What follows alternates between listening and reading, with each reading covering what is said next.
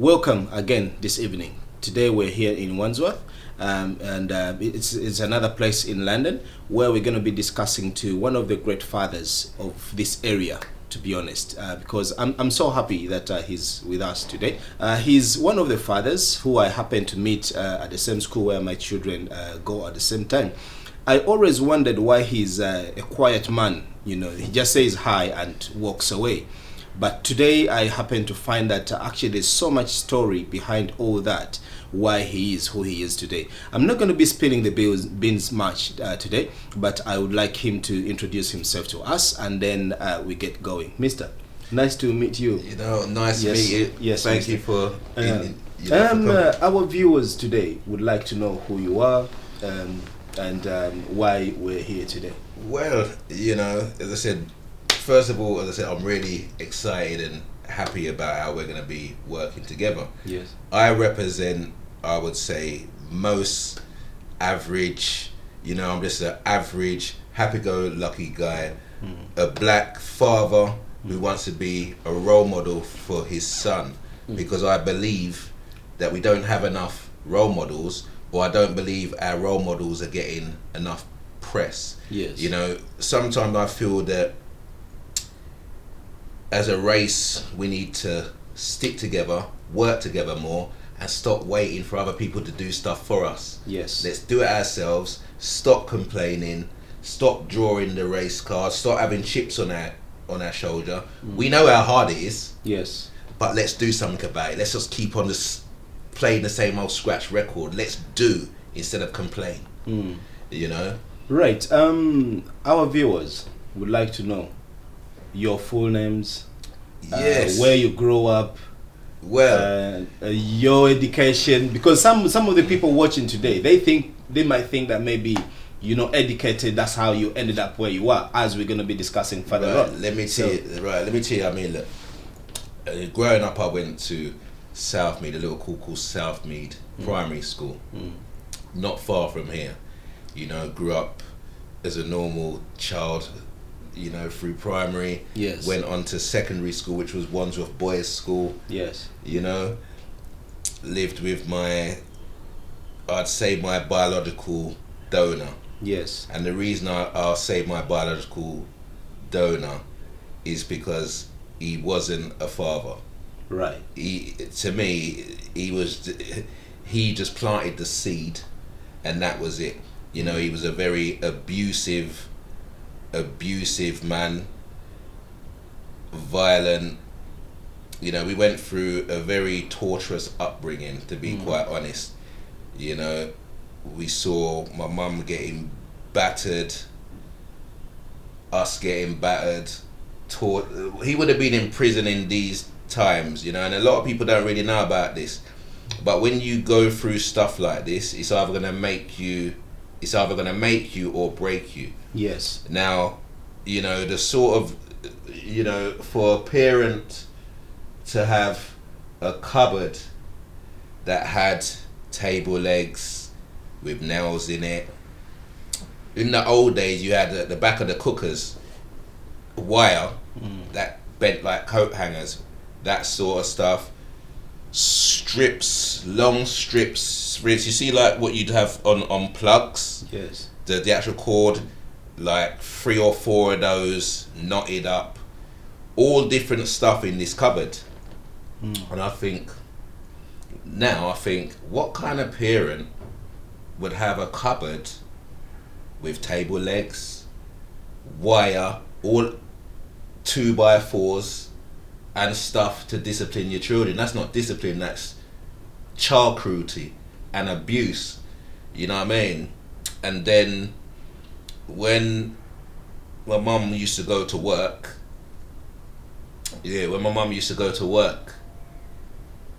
and then I'd see my sister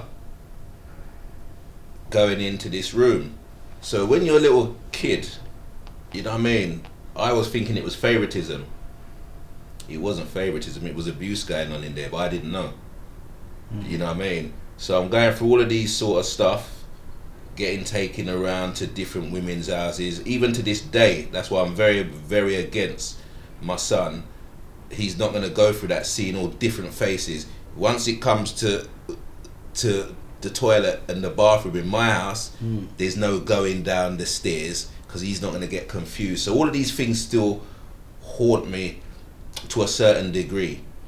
You know, I went through a little stage where I was getting into fights. I ended up having a fight in Wimbledon and I ended up with teeth in my hands, so I had to go to hospital, and you know, they cut it further to get the tooth out. I had a punch fracture. I was just going through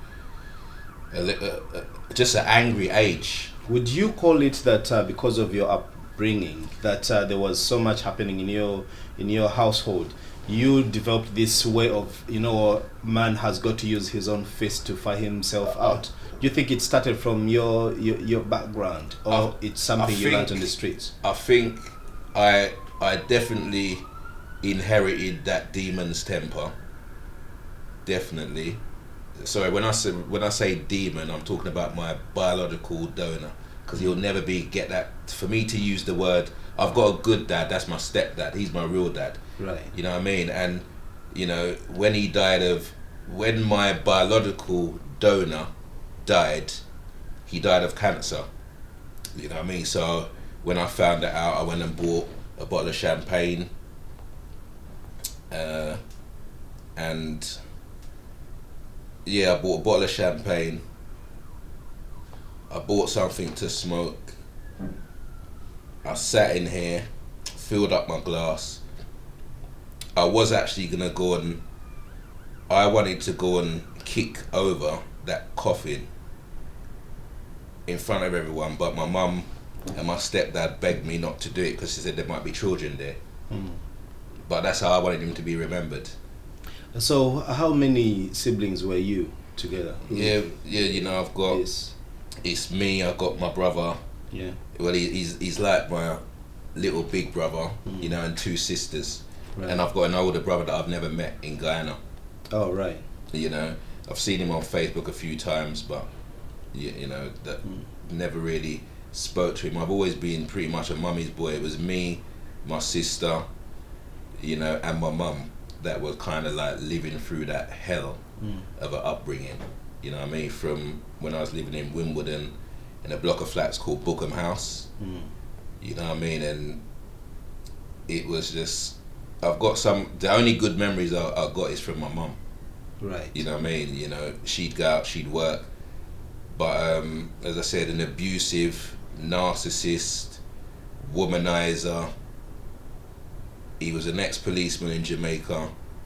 He was 6'3.5", 6'4", just a big brute, bully, nasty man. People would think that, see, a lot of these terrible people think butter wouldn't melt in their mouth, you know?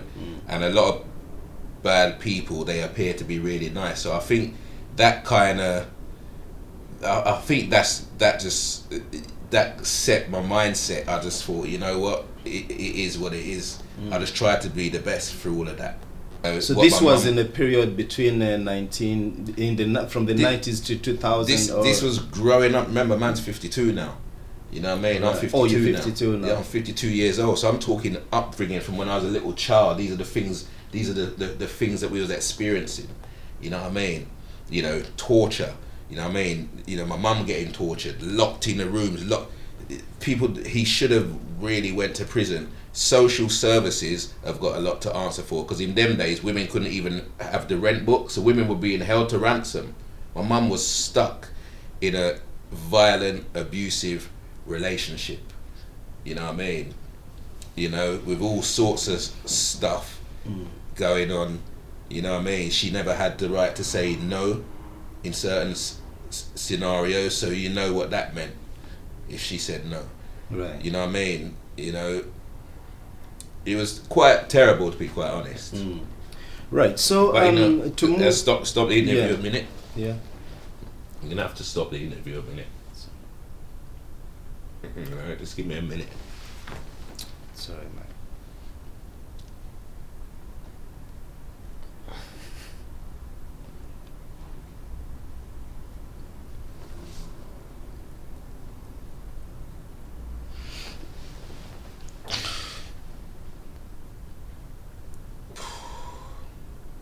I think, you can see that I'm still carrying it. Yes. It's more just the sacrifices that my mum come over. She came over here, to be a nurse. The first thing she saw was a sign saying no blacks, no dogs, no Irish. And then, she's trying her best, and she just ends up with someone like that. And the system traps women. They couldn't have rent books, credit cards, all of that stuff. It was all giving the power to the man. You know what I mean? So, the abuse, the abuse that she went through, I can't understand how he never went to prison. You know what I mean? The abuse that my oldest sister went through, I can't understand. And there was a time when, I had to go and pay him a visit, to be quite honest. And obviously I went there with something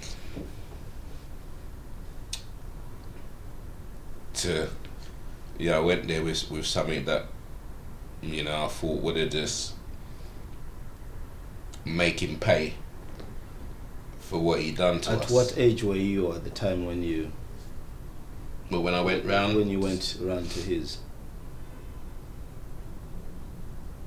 Late 20s, 30s, because I remember my brother grasped me up.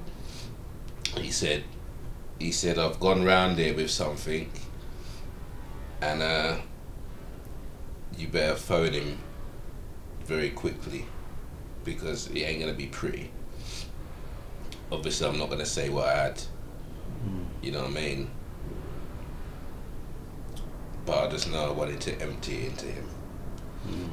Everything you see me do, I'm doing for my son, for my mum, you know what I mean, for my daughters and stuff like that. You know what I mean? And I think it's a way of counselling myself. Right. This is a tough question to ask you. Do you think that all your upbringing literally has something to do with the way you are today? Yeah. That you are a single father. Obviously, I know you from the time when we were at the school, you told me you've never hit a woman because you saw it when you're growing up. So do you think that you're a little bit trapped in a world of I don't know what to expect, that you're protecting yourself, you're overprotecting yourself for who you would have been, do you think? To be quite honest, I think when you've been hit, if you're a man and you're gonna hit me, you're gonna get hit back. Yeah, I'm not gonna be hit by anyone. Yeah. I've had enough of that. So is my sister, so is my mum. So I think certain people just allow them. You know what I mean? Yeah, I couldn't say I'm not gonna hit a woman. If a woman slaps me in my face, what am I supposed to just do? Turn the other cheek and take it? I don't know how I would react, because when you've just been beat for no reason, but with look, there's discipline and there's torture. Yes. Yeah. I believe what we was going through was torture. I understand now that I think that my mum was trapped into it. She was trapped. You know what I mean? So it just makes you want to do good stuff. You know what I mean? But it's something that will always be there. You know what I mean? And I think when I was going through, doing little naughty stuff with my little crew back in the day, I just didn't care. You know what I mean? You go for a point of just not caring. So, you get a few, if you haven't got that family life, then you build a family with your own collectives. So, because to me, family is a gang, innit? Yes. Family should be gang. And if you haven't got a family, then you'll just make your own gang. You know what I mean? You know, that's just how it is. But there's gangs who are just groups of people, and then you got groups of people or gangs who do serious stuff. I always look at that my little crew was just a group of people who, you know what I mean, we never done heavy stuff. You know what I mean? We just got on as friends, we looked out for one another, and we filled the gaps where the family values and morals, you know what I mean, that camaraderie, that oneness that you're supposed to get in a family environment, but we weren't getting that. You know what I mean? I only got it from my mum. Right. I mean? Just before we get to the next question, we're going to be talking about how you ended up getting into a gang after we've gone through the short commercial, and then how you were able to get out of that. Let's go for a short break. When we come back, he's going to be telling us a lot more of the hard issues that he had to face when he was growing up as a young man, a black young man who has grown up in an abusive relationship or abusive family, and how he's been able to change all that into this positive guy who we're here with today. Stay tuned, and then we'll be back. I had a chance to have a chat with you when we were in the school grounds, and you told me about all these things you're doing for the black community down here, how you're trying to get all these kids out of, you know, the past, because you told me about all this knife gang and all that that you used to be involved.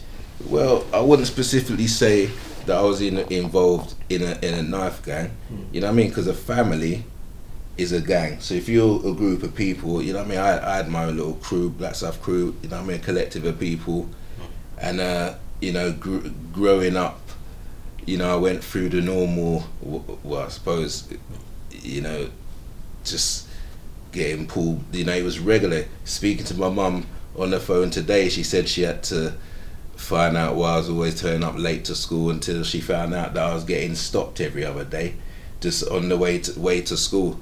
So that never stopped until she made a complaint to the police station. So that was from early, you know what I mean, but I've never been to prison. You know what I mean, spent a couple of nights in, you know, in a cell, but nothing serious. You know what I mean. You know, I think the worst, I think the closest I've had to jail is just making bail late. You know what I mean, for you know, that was what was that one? Yeah, that one was some robbery. Was accused of robbing an amusement arcade. Me and a couple of my friends. You know what I mean, but nothing come of that. You know. So in Wimbledon, where you grew up, were there other families that you remember? Southfields, man. That was the end. So, you know, there was lots of, you know, I had got some good memories of families growing up. And again, some of us, I mean, obviously I'm not going to say their names, but I know some of them had it hard as well.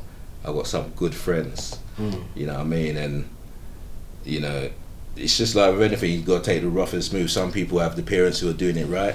Yes. Some people have the parents who are doing it wrong. Well, I just had one. That was just my mum. She was the soldier. You know what I mean? She's the one that kept us alive. You know what I mean? I'm pretty sure she probably took some beatings for us. Yes. You know what I mean? You know, but you know, with my, you know, I don't know. I still feel I've only just come to terms with why she stayed with someone like that for so long. You know, them ones that she was trapped in it. Right. You know, and you know, there was time when I was gonna give him what he deserves. You know what I mean? There was a particular incident, but when I turned up and he ran into the house,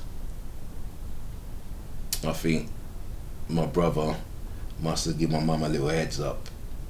You know what I mean? Because then I had my mum on the phone, and she just said, if you're gonna do what you think, you know, you're gonna be doing or what I've been told, she just said it's not worth it.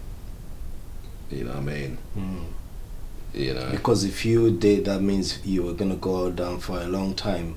Yet when they, you know, that guy was smart enough to hide his sins. Well, you see people like that are usually the biggest cowards. I always knew from the day when I saw the eye dangling and the man crushed up the orange Caligas heater.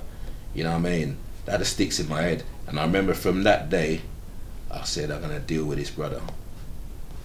You know what I mean? When I catch age, you know what I mean? I'm gonna just wait and deal with him. You know, and get compensation for everyone else. You know, it's about obviously when my mum knew how serious that I was taking matters. You know what I mean? You know, sometimes you gotta do a Ronnie and Reggie, mate. You know what I mean? And you know, you just think, you know, it's just you just have that. You know, it's just what you think someone deserves sometimes. You know what I mean? So I suppose sometimes you go to different lengths. You know what I mean? Just to put yourself in a situation where you can deal with the matter. Yeah. But my mum taught me out of that. You know what I mean? I'm just glad. like it's not worth it. It's best. Yeah, but then even that. See, at the time, even that, when you've waited so long, then you think that they're protecting them again. But she wasn't protecting that. She was protecting me. You know what I mean? So that's. Man, I know we've had this conversation quite some time out off camera. Yeah. And you know, I've always admired, you know, the man in you. You know, I didn't know how much you had to go through to make this man the man we see today, and many people out there who see you today. You know. I remember when you said that you don't really seem to smile much. I mean, I have a laugh at a smile, but life's serious, innit? You know what I mean? So for me, I'm not. You know, you can't just walk around with a smile on your face 24/7. You know what I mean? And a lot of people who are smiling on the outside, they ain't smiling on the inside. Yeah. You know what I mean? So I just keep it real. You know what I mean? You know, and you know, I just think I just like a simple, easy life. Like the you know, man's a mummy's boy, that she's doing all right, the kids are doing all right. You know, and I'll just try and be a good role model for my children. Yes. You know what I mean? You know, and obviously with little man, you know, the kids of today, what's going on. You know, I am not waiting till he's a teenager before I be teaching him discipline and family values and morals. You know what I mean? Because we're all responsible for that. And you know, even to when there was a killing not so long back, and blue and white tape having to explain that, and then it's about knives, and you know, it was that prompted me to dig out my one. You know what I mean? And go and hand it in. That's actually where our second question was heading to. What I was about to ask you was that I'm going to drive back a little bit. When you were at the estate where you grew up from, Yeah. we want you to paint a picture of how that life then was compared to the life we see today. I just think it's even when I look at, you know, like the schools, you know, the school life, you know what I mean? I suppose it was a bit more like Grange Hill in them days. It wasn't as hard as it is now. I think times have changed so much where, you know, some people are scared to parent. You know what I mean?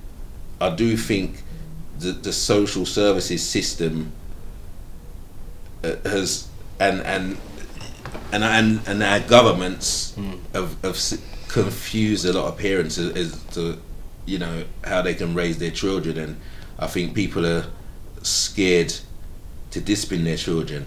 Now, when it comes to discipline the children, you see, to me, I can use my voice. Once I use my voice and I'll give you that look, you understand?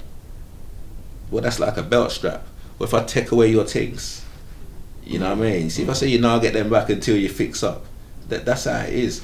You know what I mean? I think sometimes, you know, you can be too soft on your children. You know what I mean? You brought them here. It's for you to teach them manners and respect. You brought them here. Even if you sit down and watch wildlife on TV, whether it's cubs lying on it, you see if you see the lioness give it a little box. So if they play fight and one gets a little bit too bright, it gets put in its place. You know what I mean? And it's just simple teaching, man. At the end of the day, you have children. They're your responsibility. It's for you. It's not for the schools to educate your children. Education starts in your yard. Yes. You understand? So it's not about, it's good that everyone goes to school and stuff like that, but school should be in your house. Life skills, you know what I mean? Manners, simple little things. It's nice if I'm just going out and little man, someone holds open the door, little man walks through it and he says thank you, and they go, what are you saying? No, that should be normal. Yeah. You understand? Or, you know, even growing up, and I see some kids throwing tantrums on the floor because they've got told to put the sweets back. Right, that could never happen on my watch. Yeah. You're mad. Well, hold on, I told you to put something back and you throw the tantrum. What are you talking about? It's me bringing you here.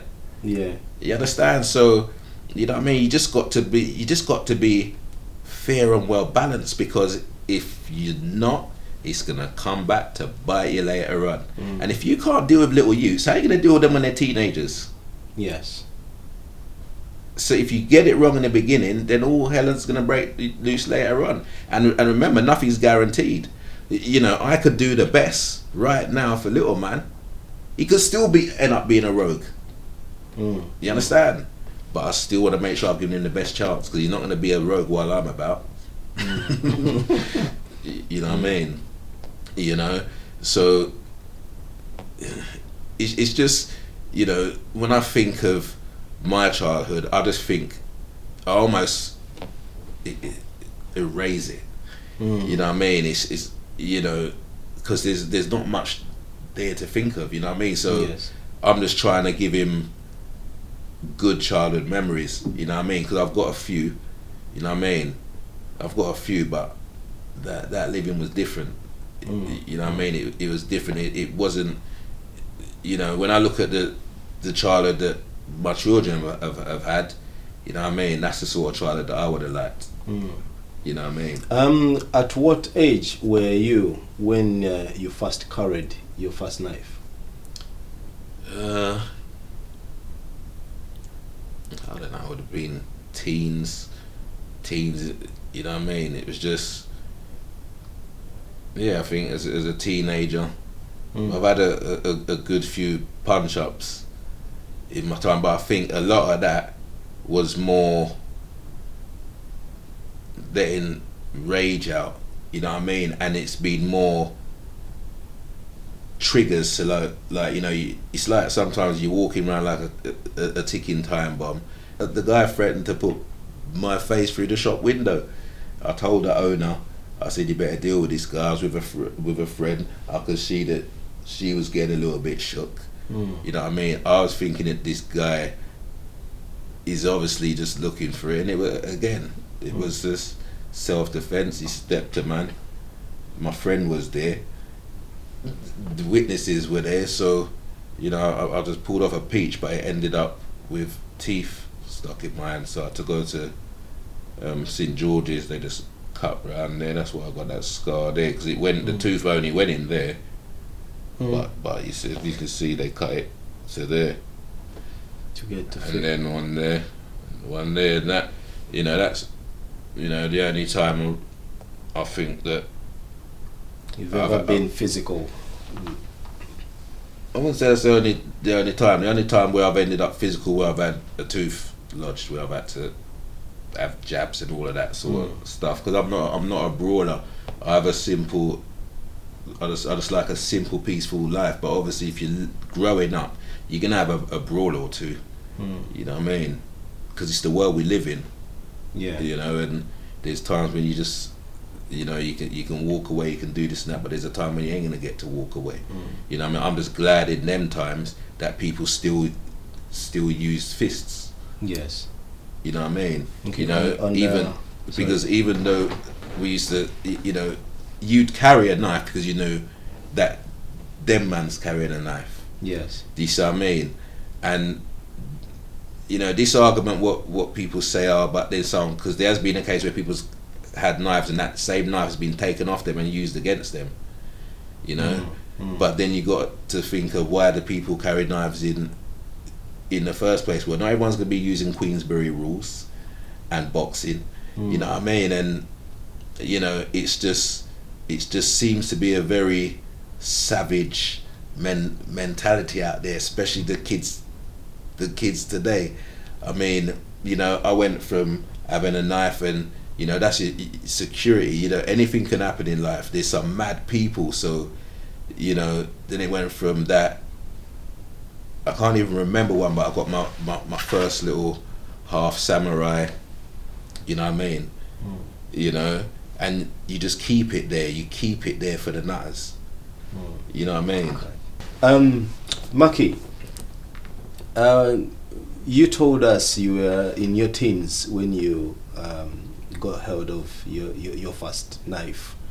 Why did you carry it during that time? Well, you know, as I said, it just got to the point where it's common sense. Just like how things are now, is one thing where you're not going to be rolling with a man. Yeah. If you know he's just going to draw something on you. It's not going to happen. People don't do the Queensberry rules no more unless you're in the gym. You know, and if it's not going to be a knife, it's going to be a bottle, a piece of 2x4 or whatever. And one-on-ones don't exist anymore. It's free-for-alls and pack dog mentalities. Do you see what I mean? You know, unless, you know, you're into boxing, or, you know, you're of a type that will just stick to the fist. But it's not happening nowadays. It could be a screwdriver, it could be a hammer. You know what I mean? People are just, I just think society is just, we're being, it's almost like we're just being turned on one. It just feels like everyone's turning on one another, and I think we're being manipulated. I think we're being manipulated, and I think, you know, when you're living in, whether it's estates, it doesn't always have to be estates. I just think upbringing, areas where you live in, you know, financial circumstances, you know, self-protection. Yes. You know, protecting your family. You know, it all, and who you hang around with. Yes. You know what I mean? And who you hang around, because there's some, if you hang around with them, then you're gonna have to carry something anyway because they bring too much heat. You know what I mean? So even by association, yeah, you know, it's a little bit different. But you know, I wasn't in a bad man gang. You know what I mean? It was just, to me, a family's a gang. It was a family of friends, you know what I mean? And we just stuck together. You know? While we were setting up earlier on, I happened to, sorry if I'm a bit nosy, I know, but I happened to find these. Yeah, that's what I use to educate a little bit. Yes. The dates I can see on here, I can see 2004. Yeah, those are just like when you get copies of cautions and stuff. 2005. You could help me with that. I'm sure you. Every single one of them has got some. Well, there's just a few. I mean, history with them. You know, these are just a few that are good fun. I mean, I don't know. You know, if I could. There's one on there that I saw, and it says you stopped and they found bag of A-class. Was it A-class substances? I was found with possession of cannabis in my car. When was this? How many kilos did you have in the car? Come on, man. I mean, no, 0.5. Right. Yeah, 0.5. You know what I mean? Possession of herbal cannabis. So was it you who added on the herbal? Because it sounds like you told them, no, this is my medicine. It's I think I did put herbal for medicinal purposes. Yeah. This one, so wait for the 4th. I think. What's this one? 11th. The 6th. This was possession of knock knife found in car. I think I just got a caution. Yeah, that was possession of a knife. Yeah, that 06. Yeah. That one was 05. Possession of cannabis 06 and knife. I can't even work out my age. I was then. I worked that out.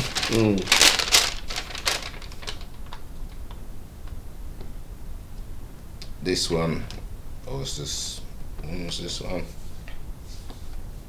2004. This is just a warrant, so obviously that means that my door must have been kicked in for some reason.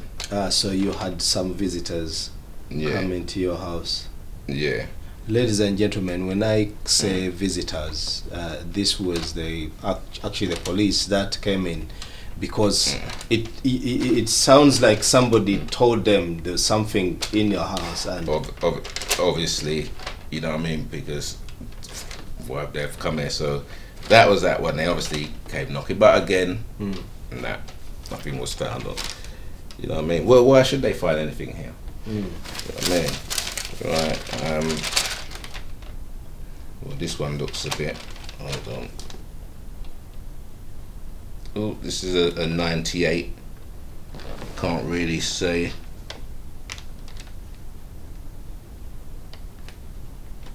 Looks like a small amount of cannabis. that was 98. Yeah. Was it that one? So you must have been in your prime times when everyone in Southfield was like, yeah, there's Marcky coming. Yeah. Formal caution. Okay. Yeah, that's the last one. Oh, what was that? Oh, this one's 2005. Did we do that one? Let me have a look. I think that's this was 2005 in April. And they say they found drugs and paraphernalia. What's that? Controlled drugs. This one. Oh, this again. This was another warrant. 2005.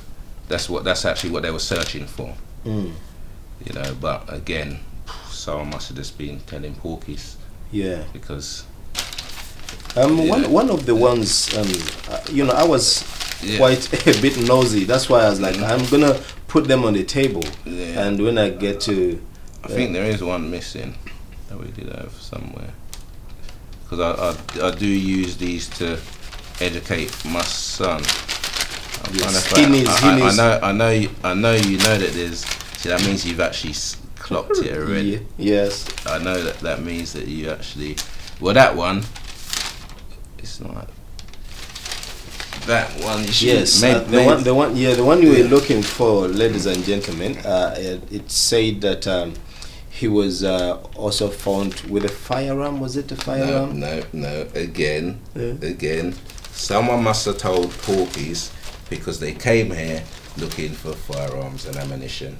Ah, right. Okay. Okay, on that particular circumstance, but they didn't find a thing. No, not even a Rizzler paper.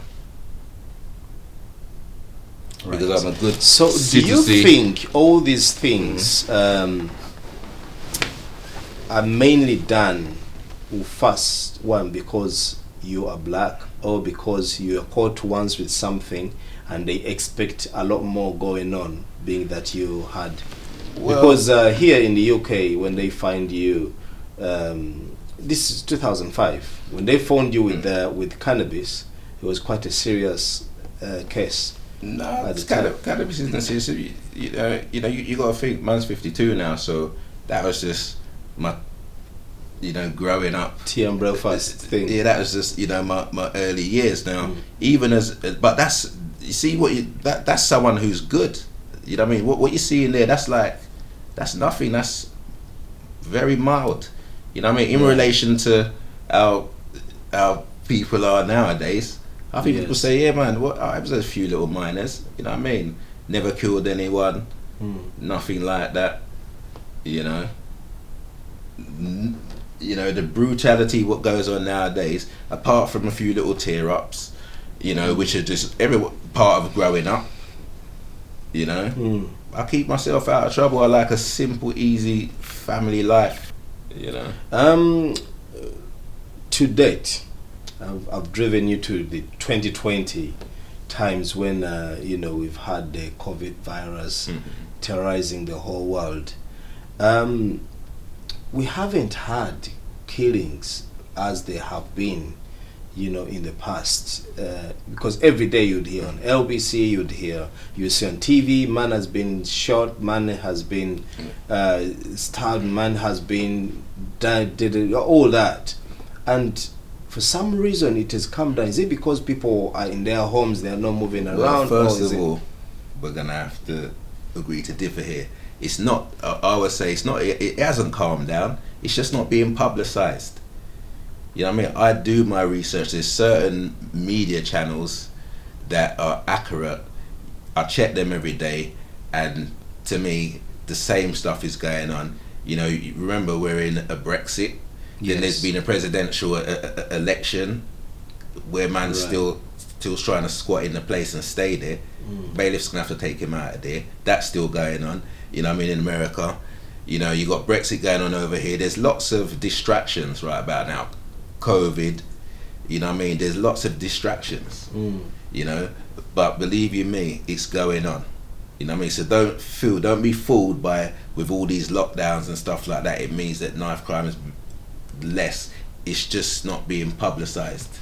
Right. So literally people are still out there. Yeah, listen, as I said, I don't want to have to start researching down, just bringing out a few facts, but I'm telling you, I'll give you a few. For people who want to check out real news, I mean, even like Scar City Studios, Kingdom Media, check those sort of channels, and they're very informative. And then once you link up them channels, you get other channels, and you see the news in real time that's just not being publicized. So you're saying still young people. Yeah, there's cool theories. Well, nothing's being done. Nothing is being done to what I find is quite confusing, because obviously since I had to handle little man's business, get him out, I've been learning family law. Family law within the civil courts, say that our children should be of paramount consideration. You know what I mean? Any court order, it says, this is under the Children's Act, no order should be made unless it's in paramount consideration of the child, or no orders should be made, right? And there's all these rules and procedures where our children should come first. Well, how come they're only being applied in the courts, and sometimes they're not even applied well in the courts? We got all these rules and procedures to protect our children, yet they're turning a blind eye to knife crime. They're not listening to the victims. They're not listening to the agencies, the community leaders from all the areas in the hoods. They're not taking advice. You know what I mean? Imagine this. Hold on a minute. If someone's killed your son, how can someone who's never lost a son be sentencing someone to some ridiculous sentences for killing your son's life? That should be down to the collective of victims to work out thresholds, right down to where we can have early intervention. This anti-knife crime, it should be school books, TV ads. You know what I mean? There's a lot that they can be doing, but they're not doing it for a reason. It's common sense to me. Yeah, they write the rule book. We've all worked for an employer. You know what I mean? But when you work by an employer, you have a company handbook. Yeah. And you have to adhere to that company handbook. And man, these people can't even get it right, and they write the handbook. True.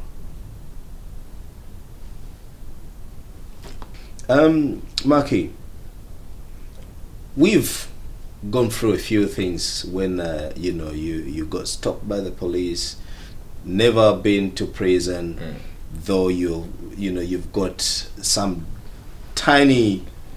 Is it okay to call it a dirty side at that point? I'd just say a few blips here and there, but Yes. as I said, I've never been to prison, and to be quite honest, it was in my youngish, little minors, naughty stuff. Yes. I never done no brinksmack robberies, no big stuff, or that wasn't my way. It was more you just living life.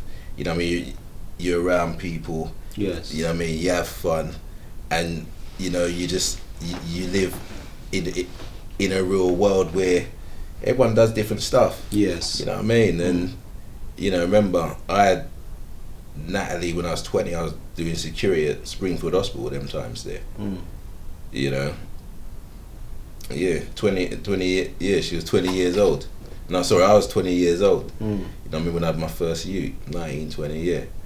And I stayed at my mum's for a bit, and then I actually went into a mother and baby unit. Yeah. Which was interesting because I was the first man ever in there. Really? You know what I mean? Yeah, some place called Bridge House in Balham. Yeah. You know what I mean? And there used to be 2 Liz's in there. I don't know if this woman's even alive, but she's a little don, man. She's a little G. You know what I mean? And they used to love how I was with Natalie in there. It's like, as I said, Mama Mac DNA, so I was just a natural when it came with you. Man would be out there pushing his pram. You know what I mean? It just felt good. And it was just nice. So you see, like, with Little Man, it's almost like history repeating itself. Because I went to Bridge House, I was there for a while. You know what I mean? Then I went into like bed and breakfasts all over the place, and them times when you going into them little bed and breakfasts, it's just your stuff, you have to go there. So I remember my cot's just there in the corner, so it's just like, I remember the first night I was in bed and breakfast to get my place and that, I just remember the nets, the light cracking through, you got a little 1 plate sink thing. You know what I mean? And just looking and saying, boy, it's just me and this baby. Yes. You know what I mean? Yeah. But I had good, we're a small family, but we punch above our weight. You know what I mean? And just done what you're supposed to do. So you mean the birth of Natalie is what changed your life? Well, you got no choice. You're now raising a child. Right. You know what I mean? So that was like from 0 to 3. I'd done that. Then she went back to her mum's. And then just live life. Just go on with it. Obviously, it wasn't an ideal home living life, but it didn't. That made me know how I'm going to treat my children. Right. You understand? And make sure they never go through that hell that we went through. No chance. You know what I mean?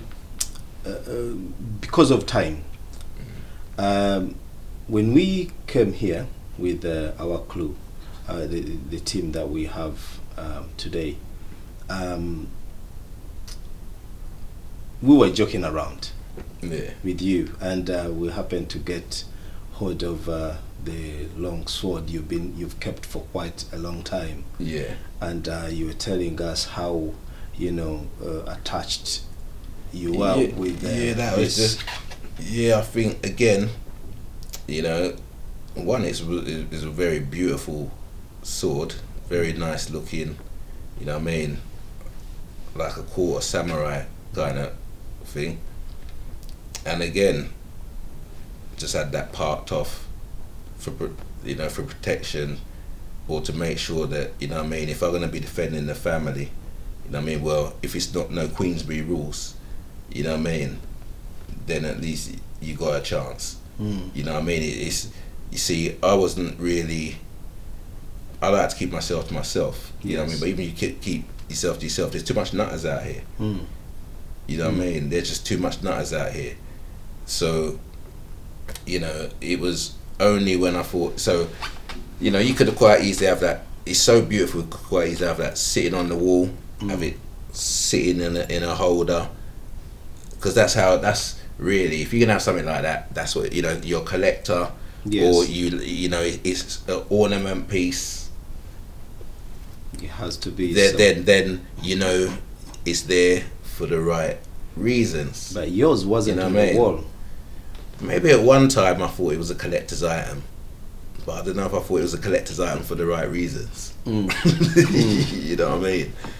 You know, and yeah, you know, it's just been parked off for a very long time, and I just thought to myself, it's just there. It's not hanging up on a wall. You're not displaying it. Why have you really got it? It's not gonna cut tomatoes in the kitchen. Nah, you don't shave with it, because I use Mac Freeze anyway most of the time. Right? But, so, if you're being honest with yourself, you know it's just there. It's just there. Let's just say it's just there. Yeah. You know what I mean? It's just there, where it doesn't need to just be there. The toughest question I'm gonna ask you: has he ever been at use at any one point? I might have swung it around a few times. You know what I mean? But nah. You know what I mean? I mean, I'm not really gonna go and commit a murder or hack someone and then walk into the police station and hand it in, am I? Yeah. You know Well, you said earlier on that you are considering handing it in. You said you have a lot of history. I know someone who was if only, I've been telling one of the guys here that if only we were recording all this, because it was raw, you know, we could see that you had so much attachment to it, the way you were moving it around, and it was more like, should I not? Why have you decided that this thing should be?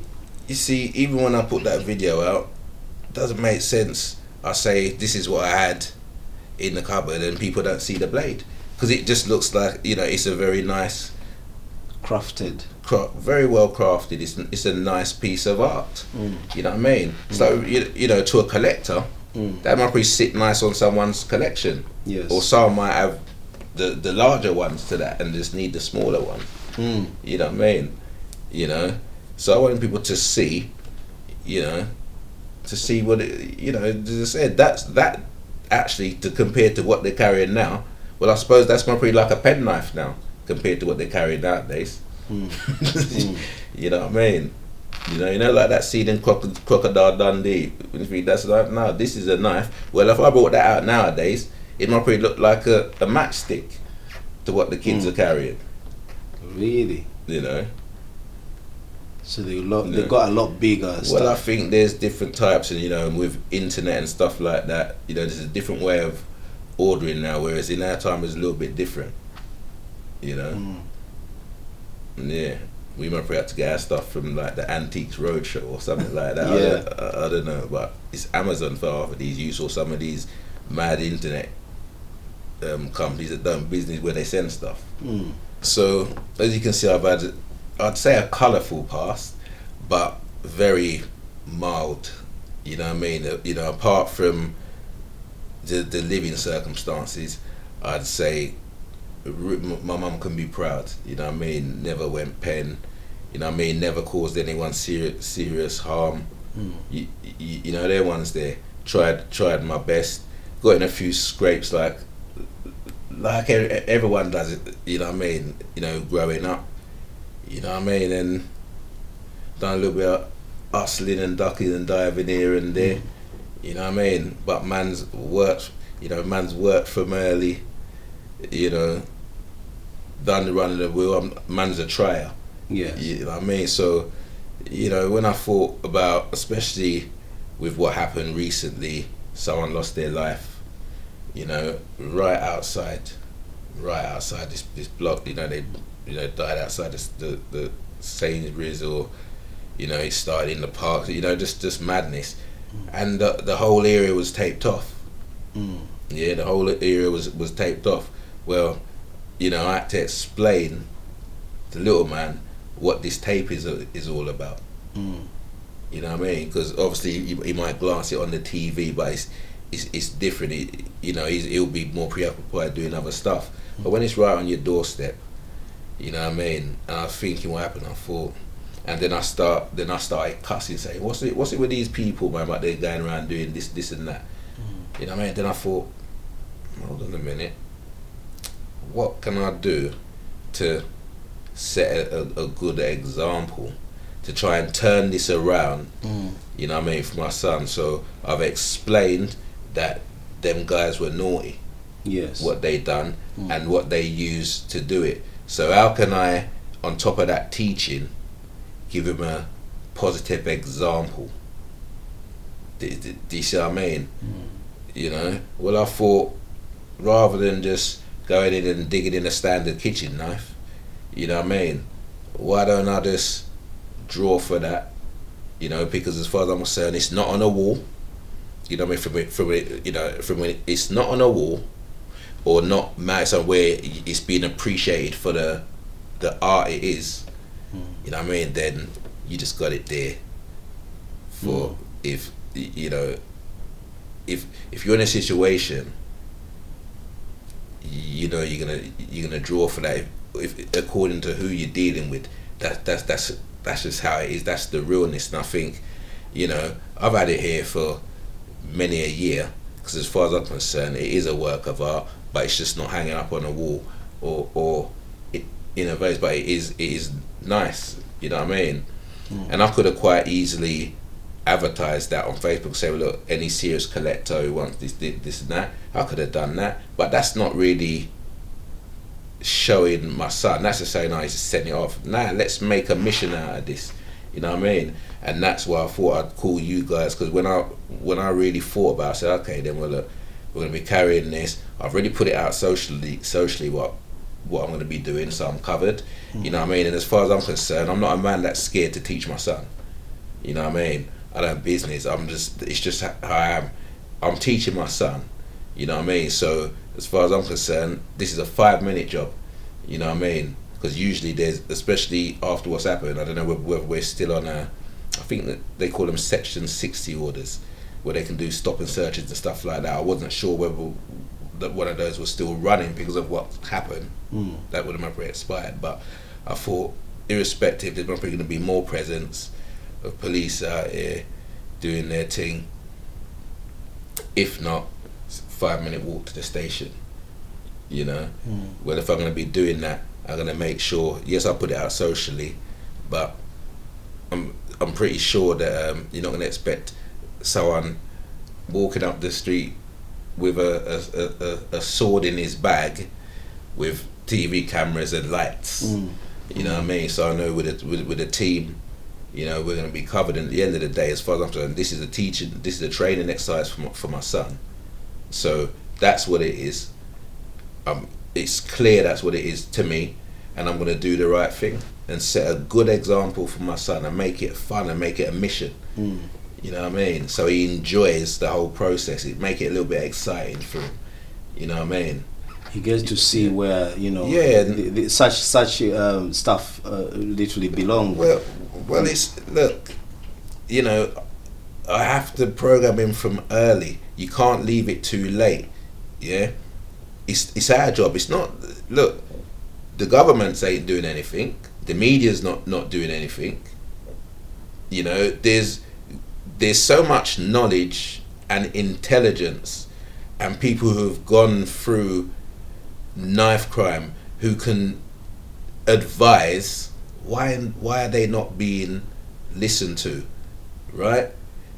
People's children and family members are being slaughtered by knives, and it's just, to me, it's being overlooked. You know, and you have to start wondering why it's being overlooked.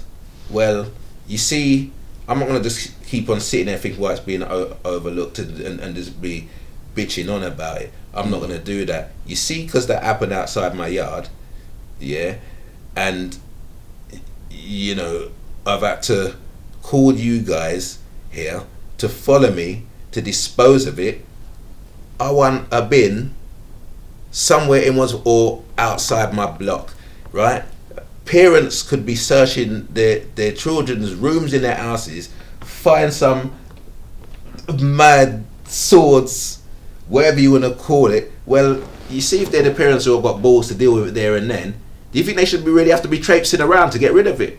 Because you can't put it down the chute. It's got to be in a secure place where these guys can't pick it up again. Well, look, there's got to be. Look, we're not living in a third world country. Yeah, people know how we can dispose of these things safely. You know, you do bottle banks, you do this and that. Make something where people can just go and hand them in. It should be at the bottom of the block. I would have loved to just go downstairs. You know what I mean? Dash out the rubbish. You know what I mean? And just put that into the sword bin. You know what I mean? You know, it's emptied every week, whatever, recycled. What?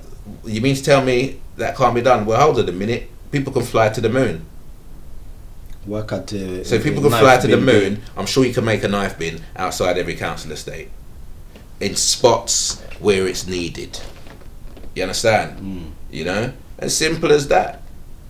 You know, to me, it's just they can't be bothered. You know, that could help take knives off the street. It could help save someone's family members' lives.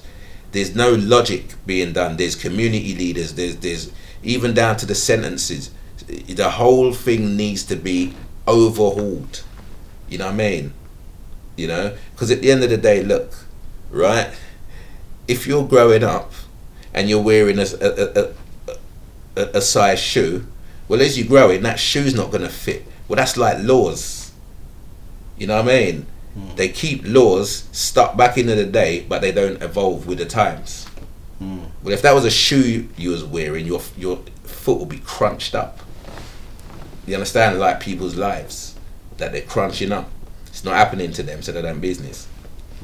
You know what I mean? Well, it's about time us parents and us people we done something about it. We can't keep on waiting for them to do something about it. I'm not gonna wait for them. I mean, there's a young guy that goes around. Imagine there's a young guy. I forgot what his name. What his name is. That goes around taking knives off the streets. He's doing more for knife crime than a lot of these people. You know, that brother there should get the Pride of Britain award. You know, them ones there. You know, as I said, they're not focusing on the real role models, and it's about time we held them to account. Because to me, it's child abuse. If you're not protecting our children, look, at the end of the day, we're all held. If we fail our children as parents, we're held to account. Yeah. You're gonna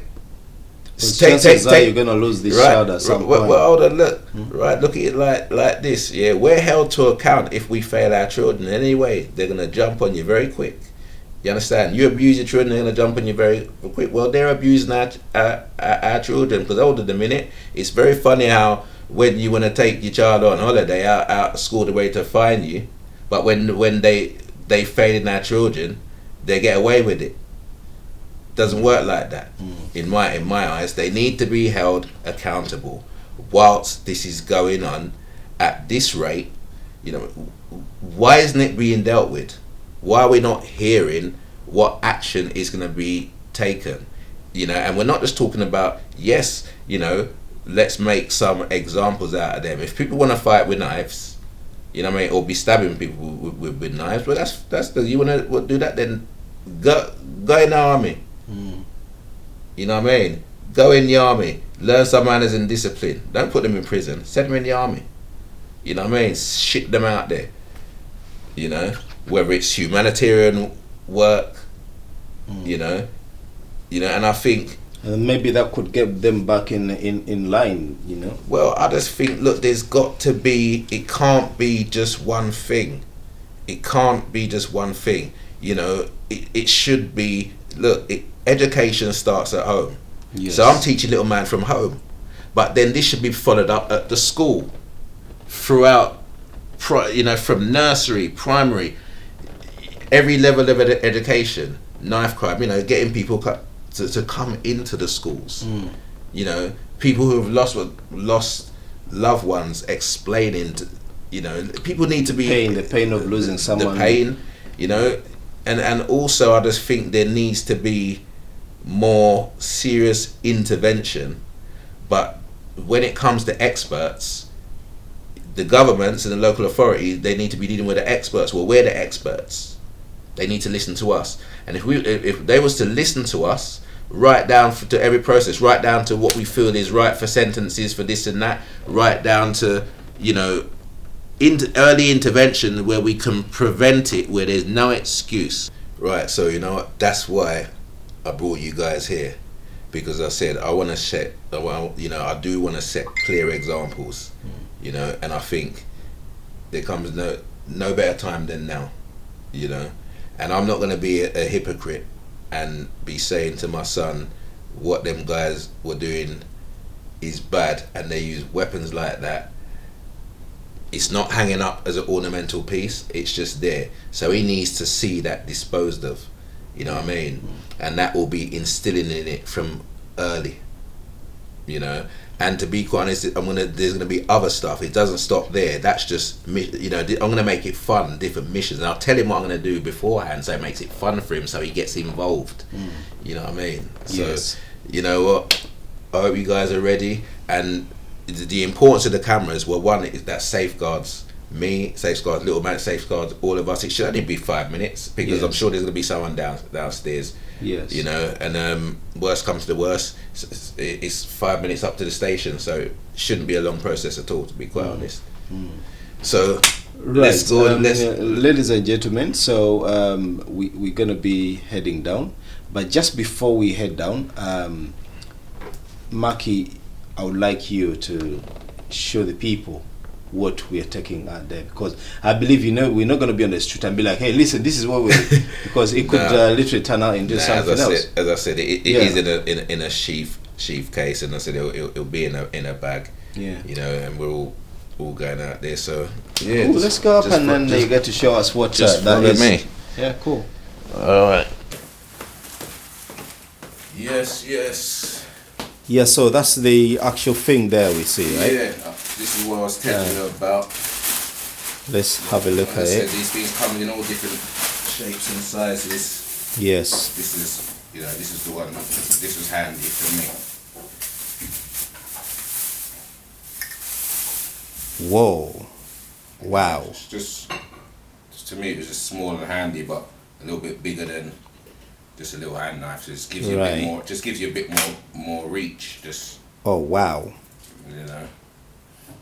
So what has brought you to this day? Like, you feel like you should give it in? To be quite honest, it's like, look, it's about being role model in these times. I've got a son. I'm trying to teach him right from wrong. Too many of our kids are dying. They're getting stabbed. Yes. They're ordering these things online. For whatever reason, gangs. Badness, and as far as I'm saying, whilst I've got this in my house, why do I need it here? Yeah. These things for me are protection. I've got enough knives to do cooking. Yes. This isn't for cooking. Yes. And it's not for shaving. So it was just there if I needed it. So I want to hand this in with my little man, my little prince. Yes. And I'm showing him, that these sort of stuff goes in the naughty bin. Where does this go? In the naughty bin. In the naughty bin. And the only gang that you need is your family. Because I believe that all family is a gang. A gang is a group of people. So what age were you when you bought that? You know what? Because the reason why I'm asking, up to this day, we still have young people who are, still buying them, and parents don't know. I think for me, I can't even. I've had it for such a long time. I can't even remember how I got it. I don't even think I bought it. I might have just got it from a friend. Right. I can't even recall I've had it that long. And it's just, I just thought with what happened a few weeks ago downstairs, right outside Yes. blue and white tape, a couple people lost their life. Right. I think one guy lost his life. You know, and there was a couple of arrests, and I just thought, you know what, there needs to be something done. Yes. What can I do? You know, and I'm more involved because I'm not going to wait for my son to be a teenager before things are done. I want to be outside this block of flats that I could have, as a parent, just come and put it inside and went and just went back upstairs. Right. You know, now, you know, I'm going to have to try and find a police station that's open, or even flag down a police officer. How that's going to go, I don't know. And don't you feel a bit scared that I could end up something? Well, I hope you brought nasty. back lunch, because we could both be in. Because you're Yes. with me, so it's by association. So remember, if I'm going in, you're part of my team. So Right. we'll be sleeping in for a night together. I hope you don't mind if you brought back sandwiches. Well, the good thing now, we're doing something good, you know. I'm sure we can expect anything. But, you know, we've already had a video, because the way I tracked you down was the video that I saw online. And I thought I need to get in touch with this man and tell us the story behind all this. Because I felt myself, there was something a lot more than just seeing a knife on a thing. Yeah, it's, you know, for me, with what's going on, I don't think there's enough intervention from parents. Yes. You know, there's just not enough being done. We can't sit back anymore. So if I do something small, it might encourage someone else to do something small. For one parent to get rid of their sword, their knife, or whatever, or to make them go and search their kids' room, see if they can find anything, and do the same thing. Take it out of the house. You know, knives are for cooking. That's it. You know, and you know, there's many different reasons why people carry knives. I remember back in the day, you know, I'd get stopped and I'd have one in my car, and I've had a couple of cautions, you know, but I just didn't want to be caught without one, because everyone was carrying. Yes. And if you was going to get in any trouble, the chances are it's not going to be a fist fight. So for me, it was just more the balancing up the odds, you know, and to try and help that, you know, seems to be a pack dog mentality when it comes to a few people, you know, you're on your own or whatever, or a lot of these people are cowards. They just gang people up. But you know, if they pull out 5 knives, and you got nothing, they're just gonna rush you. But if there's 5 and you pull out 1, usually you find that people scatter, or they're not as they don't seem as hungry to jump you like when you didn't have anything. Yes. You know, but I must say, me myself as a parent, I'm really, really, really so proud of what you're doing. I'm very sure I'm gonna do the same to, you know, my kids, to tell them exactly what is out there. Well, how they should stay away from it.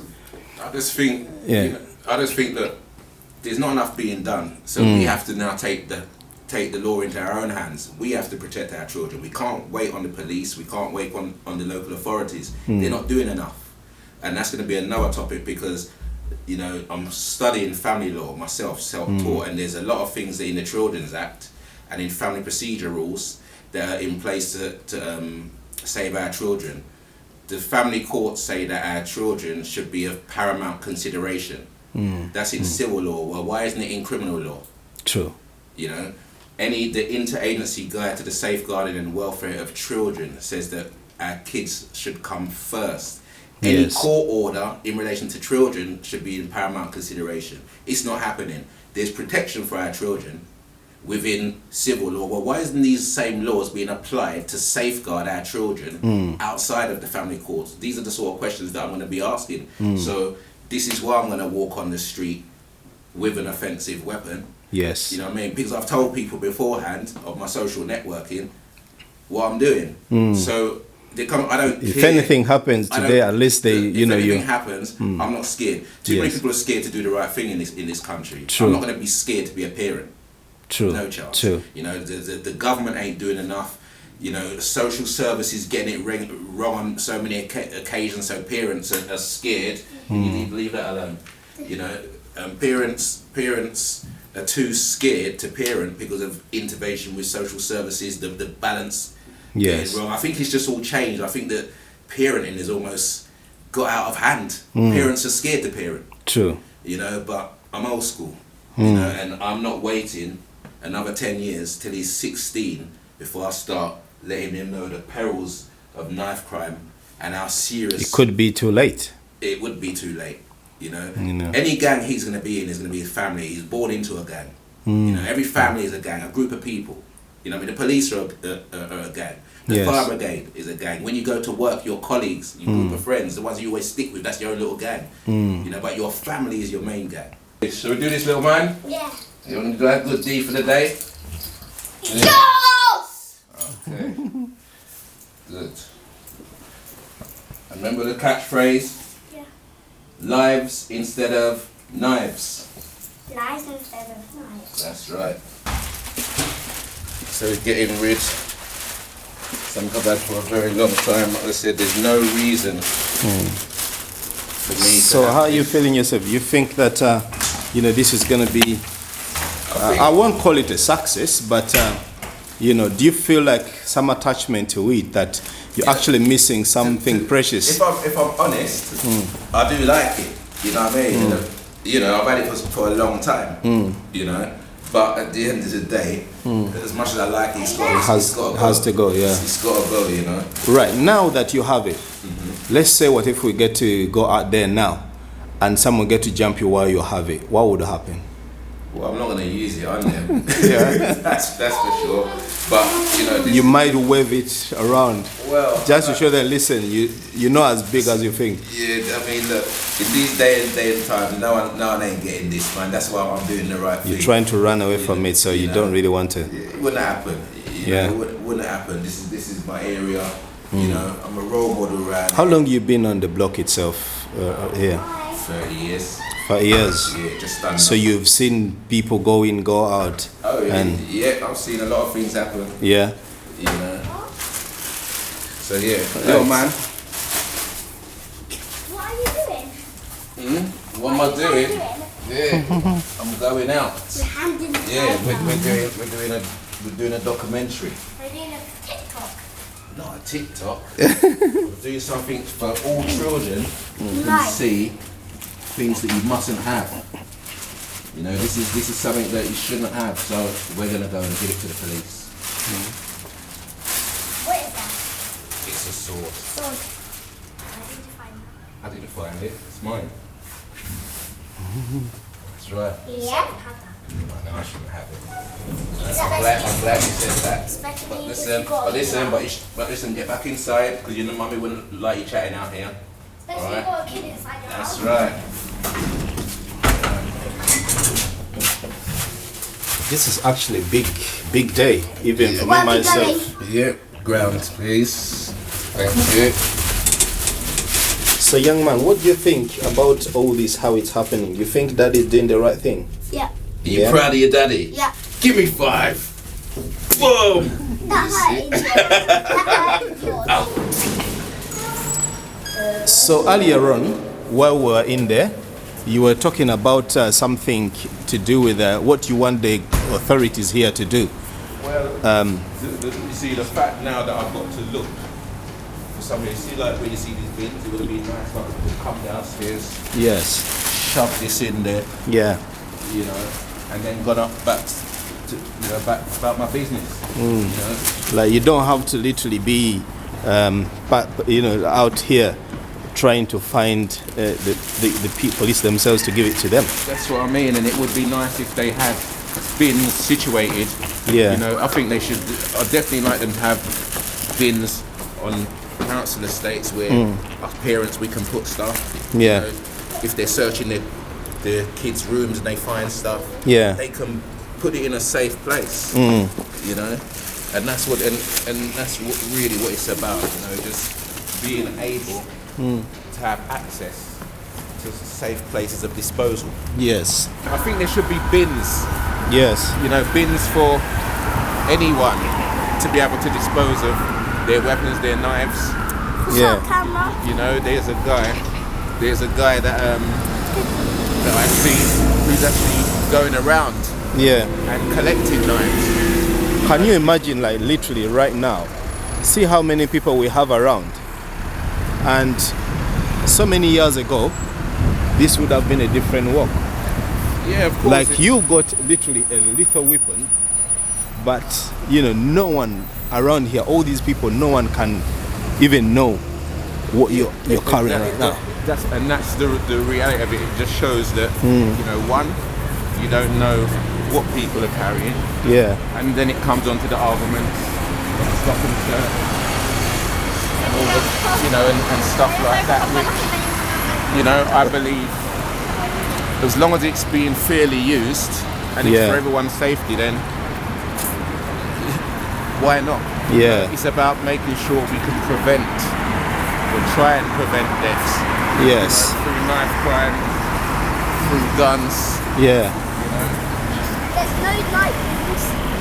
If someone gives me one, I'm just gonna break it. You're gonna break it. I'm gonna smash it.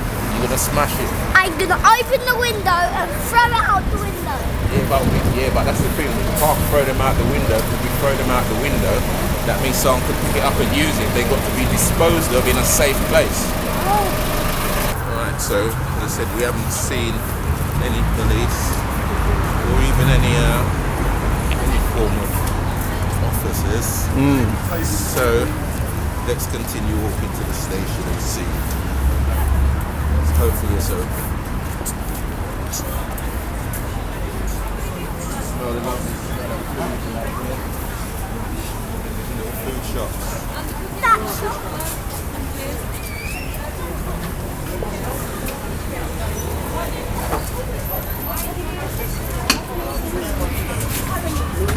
I forgot.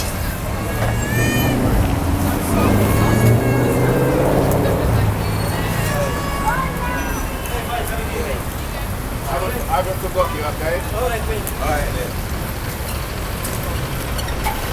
I thought he was. Yeah, he used to be over there, but he's gone back. Let's have a look. Let's have a look for the police. Yeah. Let's do this. Yeah, or you can say something. Alright, hold on. Let's have a look.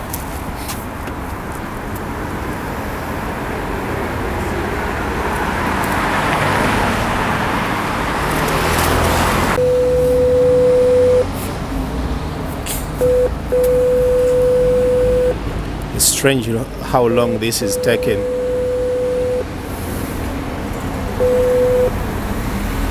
Hello? Hello. Hello? Is anyone in the police station? What for, sir? I need to hand something in. No, there's no front office here anymore. It's over in Lavender Hill. Lavender Hill. Yeah. Right. So that's the nearest place that we can hand somebody that needs to be taken off the streets. Is that what you're telling me? I am, yeah. I'm sorry, mate. Unbelievable. They closed this front office. There's no one here.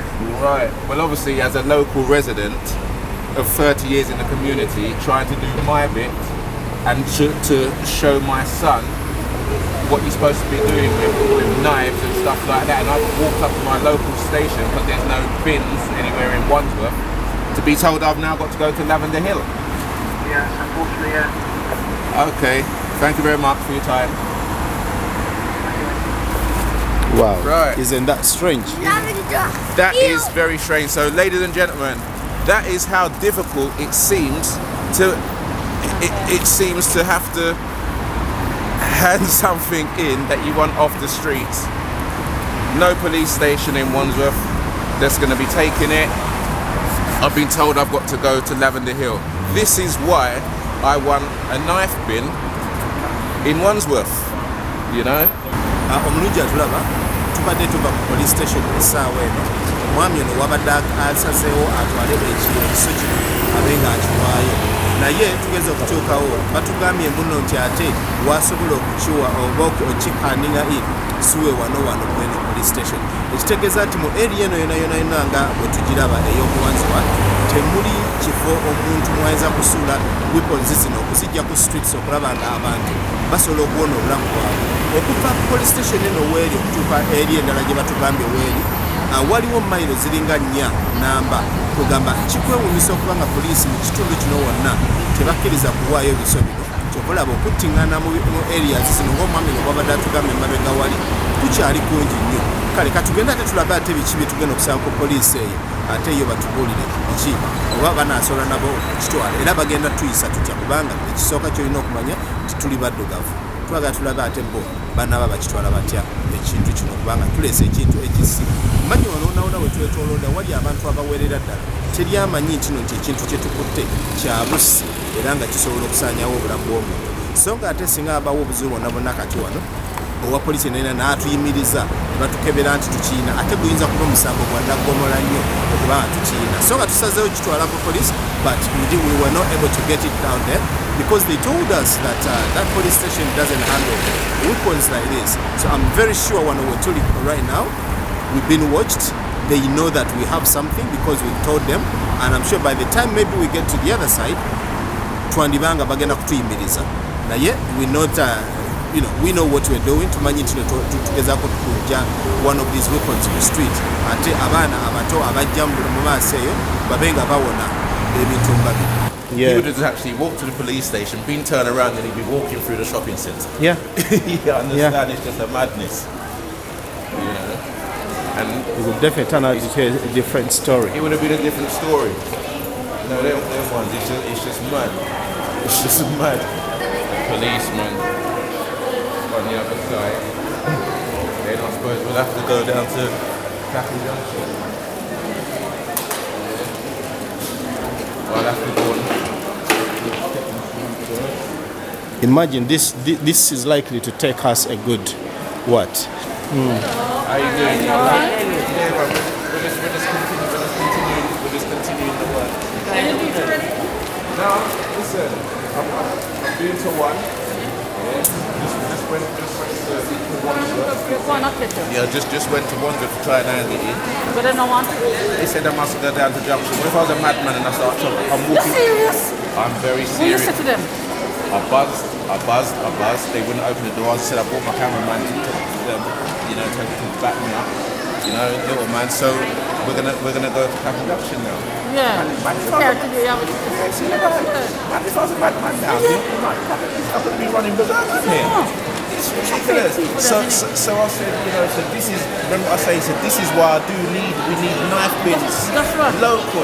I should be walking up and down with I this. know. You should put one and make it seal, and then you just have to just chuck it in. Well, that's what happened. There is knife bins. Once you put them in, they can't come out. That's right. But we need them on every council estate. That's I right. should be walking up now. I've got to go all the way to Clapham Junction. See, I leave it.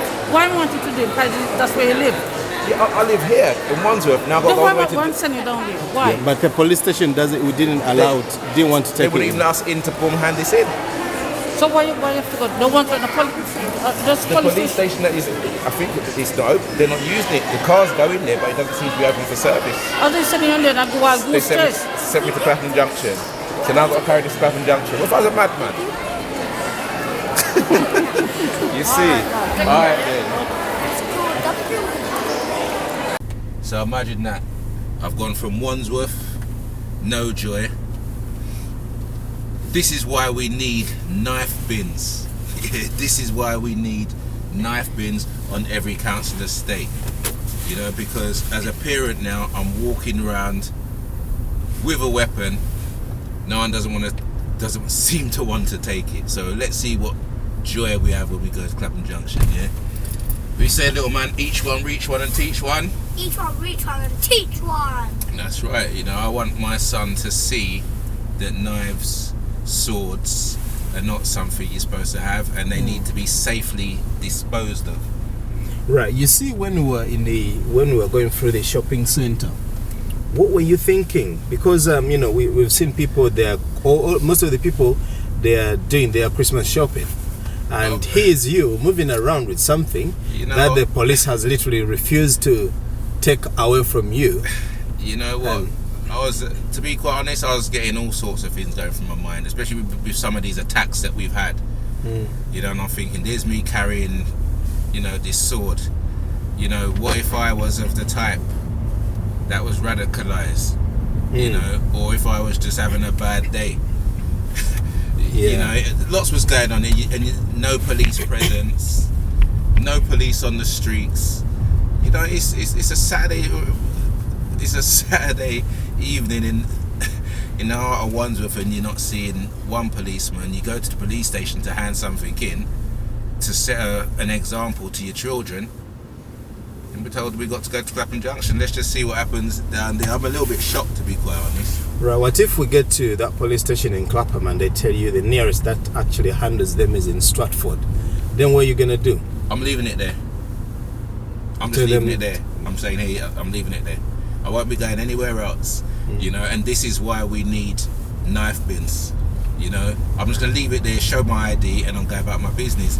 You know, it shouldn't be so much hassle and trouble just to dispose of something. You see, in this country, there's a huge tendency of mainly black people or black young youths being the ones involved in knife crime and all.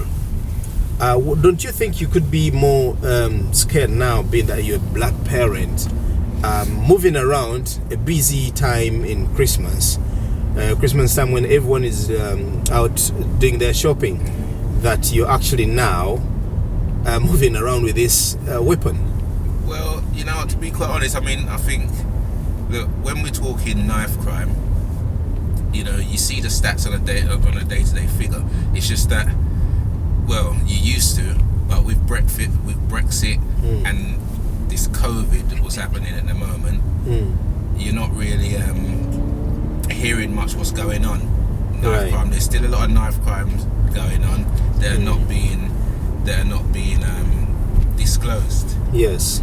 You know, and there's lots of stuff going on behind the scenes that's being hidden from us.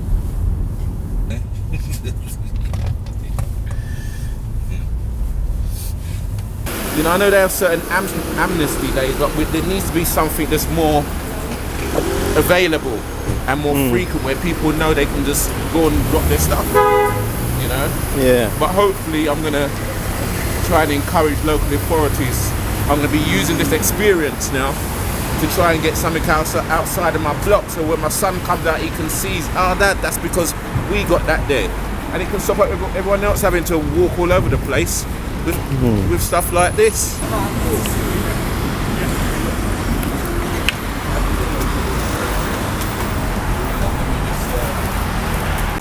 Here with my little man, and we're gonna go and hand in this knife and the sword and see what happens. So I'll keep everyone posted. Hopefully I'll be coming back out. Let's go. Right. Oh, right. What? How do we go about getting these knife bins put? Because I've had to come all the way from Wandsworth. Right, that's what a knife bin looks like. So let me show you what a knife bin looks like first. Alright, so no one can go in there. And you put it in here. Right. And what's the procedure? Because we're trying to find out. I'm a 52-year-old parent. I'm a single parent, and this is my son. He's 6. I'm not waiting until he's 16 to teach him about knife crime.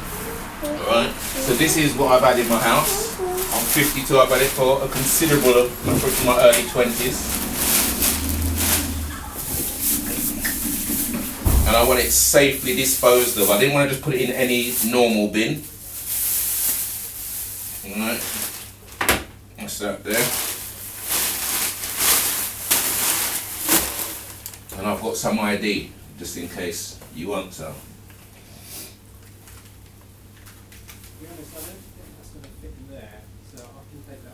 Yeah, well, you know, I want my son to see where this goes. So look, right? We don't carry stuff like this. Yeah? And you see, as much as you're 6, if you ever carry something like this when you're 16, then you'll wish you'll be calling these guys to help to save you before I deal with you. Right? So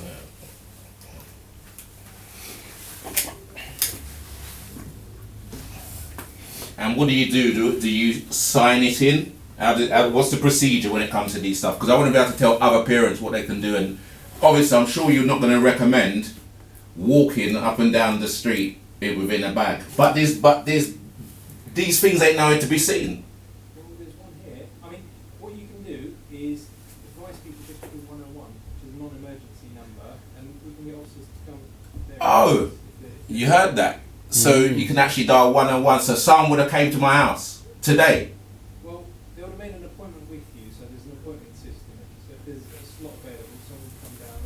And with an appointment system, roughly, you know, look, you know, we're in a crisis with this knife crime, especially. So for when I'm telling my social networks, you know, I need to be able to give them accurate information as a father.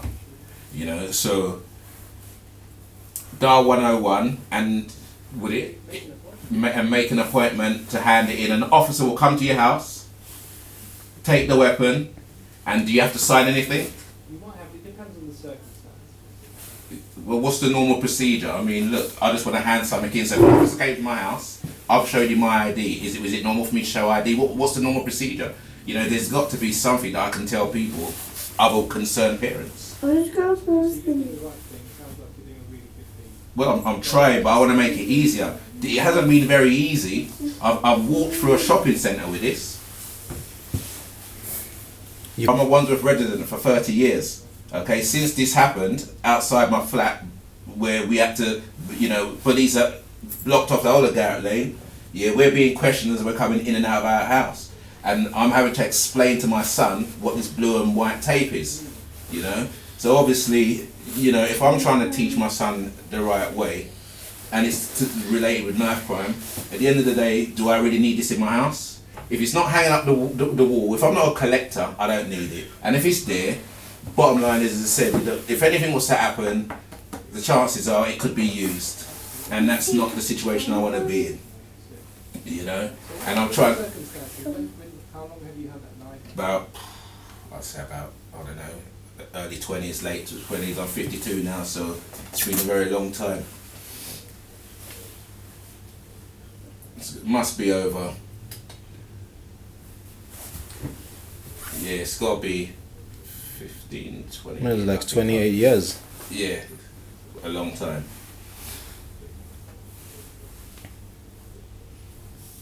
I've got a contact number if anyone needs to check. Yeah, 07850 264 I'm 6. 806. 6. Yeah, and I've done this for my son. Put my son's name on it. It's Javante, because that's what this is. This exercise is for my son. Yeah. So what do you think about that? Has this Are you just proud of your daddy? happened? Yeah. Yeah? Yeah. Good. So, can you actually tell me what happens to them? So, if you're happy with this, you're surrendering this, you get disposed of. You'll get disposed of. So, do they get recycled? Yeah, I know it's disposed of. It just gets disposed of. And so, and it's called surrendering.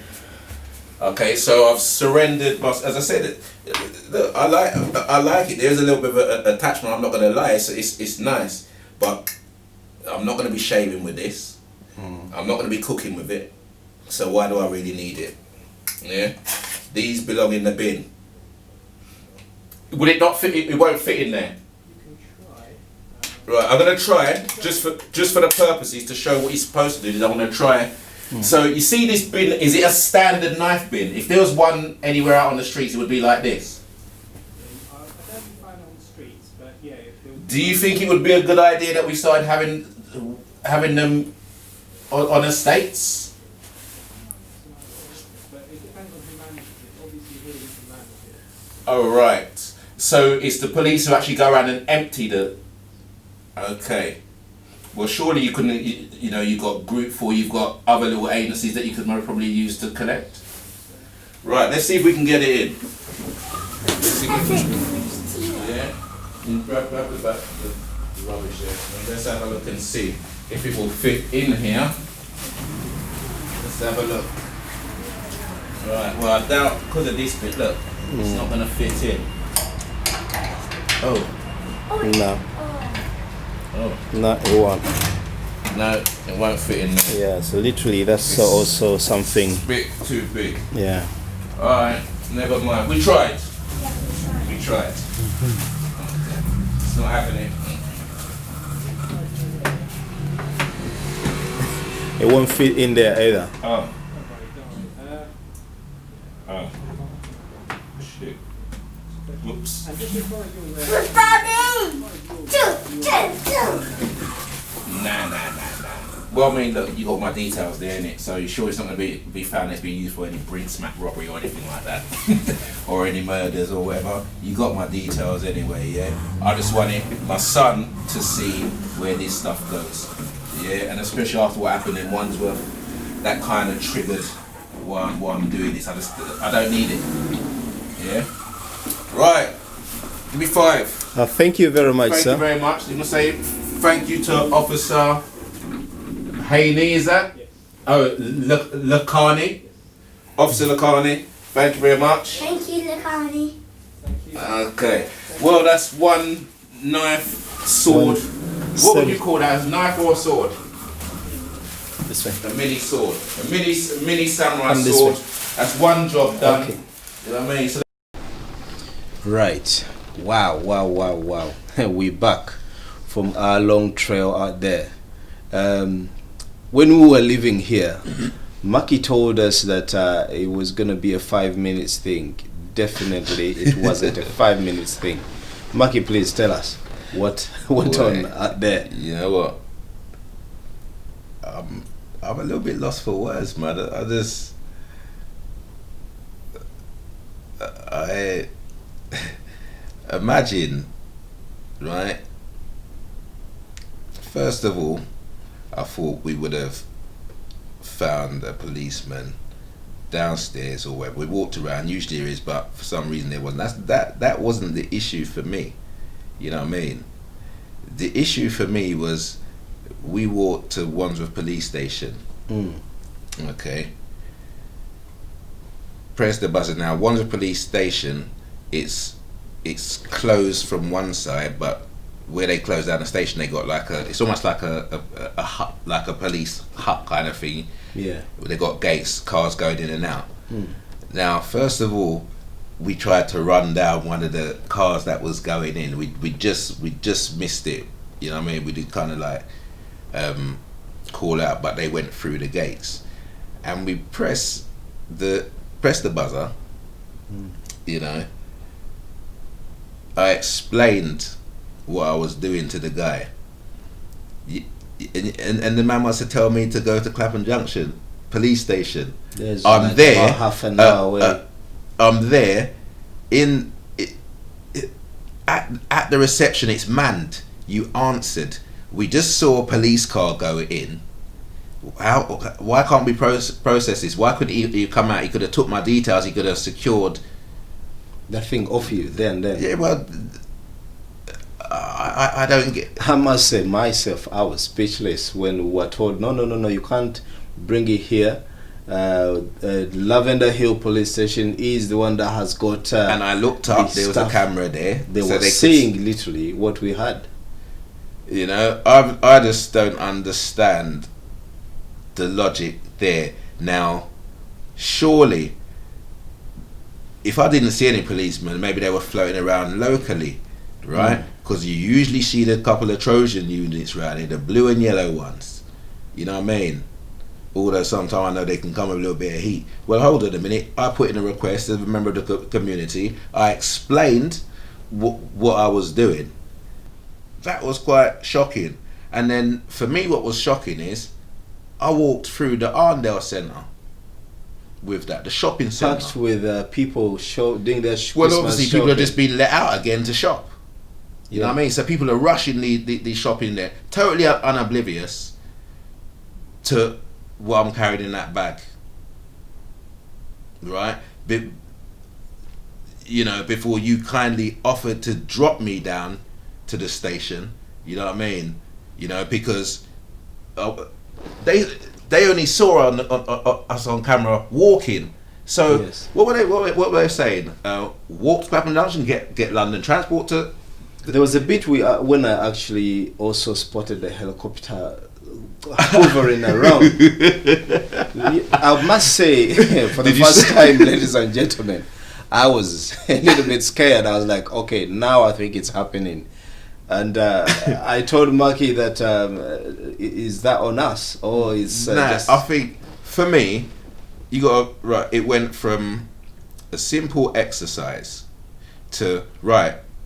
We've gone to the station. I thought first we would have been a few minutes downstairs. Okay, 5 minutes to the station. So now, one, I would have had to walk back. Yes. So now I've got to double my journey, right? I was almost tempted to just think, let me just go back and, you know what I mean? But no, I had to complete the mission. Yes. You know, had to complete the mission. What if you hadn't had offered to drive me down? What if the cameras wasn't there? What if it was someone else? What if you Is got, this what so? if Hold on a somebody minute. So you see came when in- I'm walking up and down the Yeah. street with my little man, Yeah. are you lot turning people away that are trying to hand him bloody weapons? Yeah. That to me. That Hold was, on a minute. We're seeing certain stuff, people going on a certain way, right? It would have been a very different story if I was ill, if it was someone who was ill. Imagine if that was seen, them trying to surrender a weapon and then they turn around and walk through the Arndale Centre and just cause mass carnage. Yes. Right? And as a parent, I was trying, this was supposed to be a simple exercise for me to show my son how we deal with these things. You understand? We what ended they're up supposed to driving all the do. way. And then you had to drive me to Clapham Junction, hitch up in at Asda, you know, and then I must walk say, through Asda, all the way back onto Lavender. and again, you know, Asda. I mean, what if I was, you know, what if I was radicalized? What if I was off my rockers? I mean, if this is what happens, if this is how they deal with situations with a camera crew there, that's what I'm talking about. This is with a camera crew. So it's just someone's gonna have to answer to this. I need to explain to my son that it shouldn't have been like that. Yes. You understand? I was very happy for when we did go to Clapham Junction. You know, the officer there was quite helpful. Yeah. he was quite I must helpful. say, He was helpful. You know what I Yes. mean? Because I had a bit of a difficulty getting it into the bin. It wouldn't fit into they've got a knife bin. They've got a knife bin in the police station. A knife bin in the police station. That makes sense. I'm sure our viewers have seen Right. how difficult. Do you think that makes sense having a was- knife bin in yeah, it? getting Maybe they're in. thinking for security, but how many people were really gonna go in and hand it? Even when you try to take it into the counter, it couldn't fit into the. Well, I don't know if you.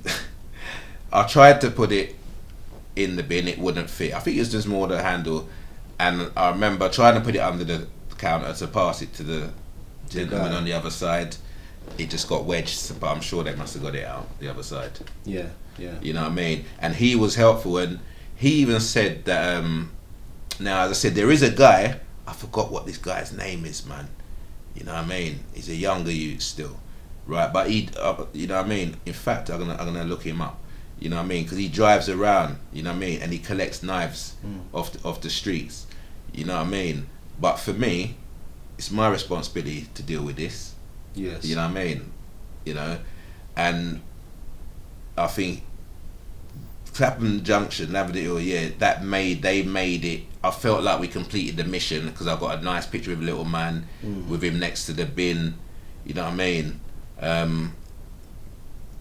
Handing it in was quite amusing. You know what I mean? But quite satisfying as well. Yes. You know what I mean? You know, ideally would have felt more satisfied if it just dropped in that bin. Yes. Like kaplunk, you know them ones there, because you know that would have been nice and get the shot, but you know it still got handed in. But to be quite honest, I was just phased because of what happened here, right? Because it's you know, if they're turning people away with a camera crew, and you've got a camera up there and you're watching, you know, and what was supposed to be a simple exercise then put me on high alert, because now walking back I'm thinking, well, hold on a minute, you know, I've got to I have to follow it through. I wasn't going to go back home. You know what I mean? You know, like, what if you guys wasn't there? Anything happen? If you guys wasn't there with a camera, what if there was a section 60 and all of a sudden I got stopped and searched? Yes. You know what I mean? Completely be a different thing straight away. Well, you know, and then, you know, I'm just thinking it would have been very easy to explain because obviously, you know, there's someone in reception. Yes. But, you know, and I'm of age with it, and, you know, I know how to come across, you know, I can deal with them, man, and they're going to see little man, TV crew or whatever, but there's going to be a lot of people that's by themselves or whatever, and this is what's going on. They won't turn those knives. You know what I mean? You're supposed to take these things at any opportunity you get to take a knife off the street. You remove that. It's inexcusable. I don't business. It wasn't a robot. It wasn't automation. Someone was in there and a policeman went in there. He should have come and removed that. He should have come and took it. There's no excuse. No excuse whatsoever. So someone is going to have to answer. And I want a bin outside my block for my son. Yes, our dear viewers, it's been quite a great time having Marcky with us today.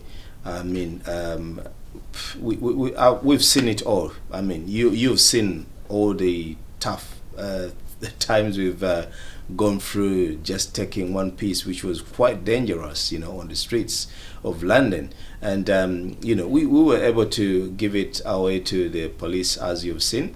And we believe it is in safe hands now.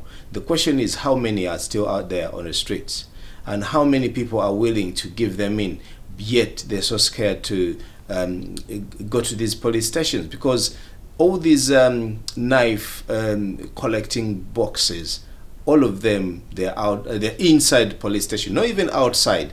So people who are so scared of the police here in the UK might find it difficult to go out there and just give in these knives. We think, me and Marcky believe that if these boxes were being put outside every council estate, kids or our young people who still carry these knives would easily just go down, just like a normal rubbish bin. You know, you just get out of your house, drop it into that bin, and that's done. You know, many lives solved.